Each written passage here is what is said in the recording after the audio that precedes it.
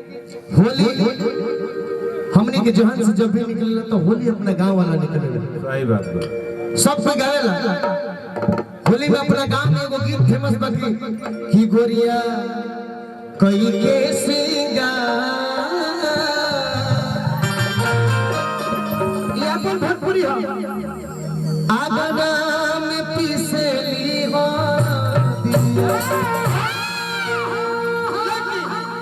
दिया गोरिया सिंगार का हरदी पिसतरी लेकिन हमार कि बिना कइले सिंगार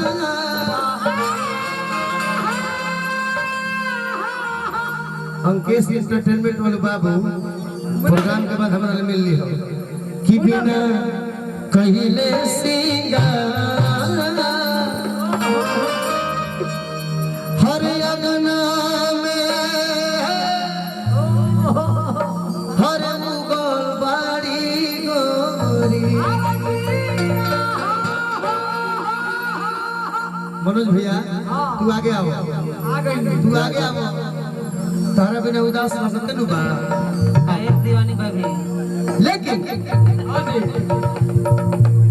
अति गरीब बिरहिया बात जोन बा फेमस बा।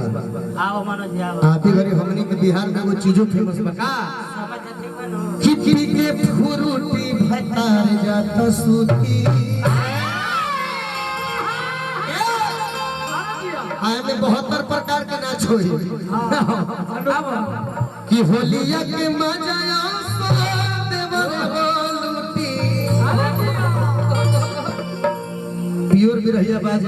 बड़ भैया बैठल मन नाक कहे में मारा तो किपी के फुरुटी भतार जात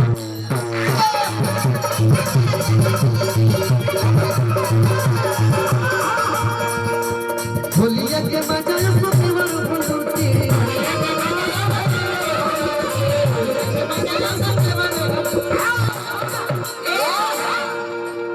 पीके फुरुटी भतार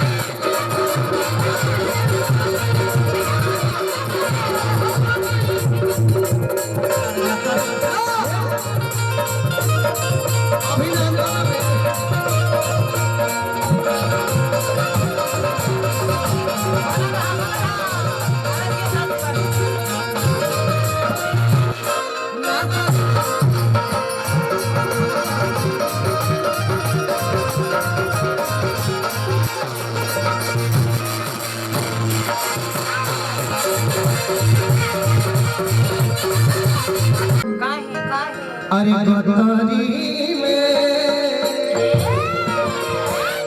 भौजाई तू लोग रंग लगा लो लेकिन हम नारा रवा डालब सत भतारी हां जी ए भाई आज करे के जोता का कि हम नारा रवा डालब सत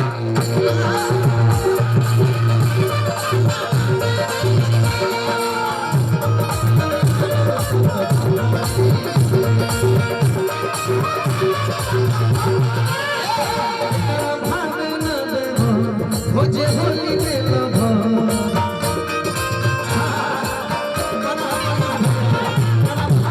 मुझे होली में लभो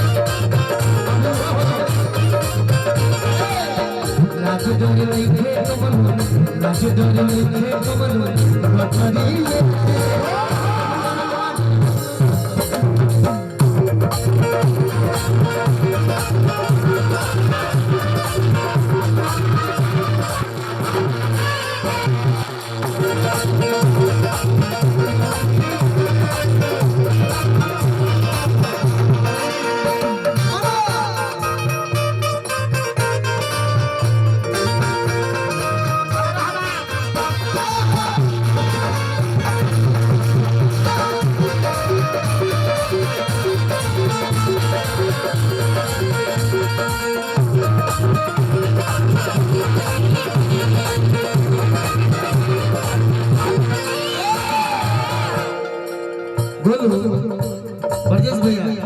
रुक जा भैया 2 मिनट रुक समय ज्यादा नहीं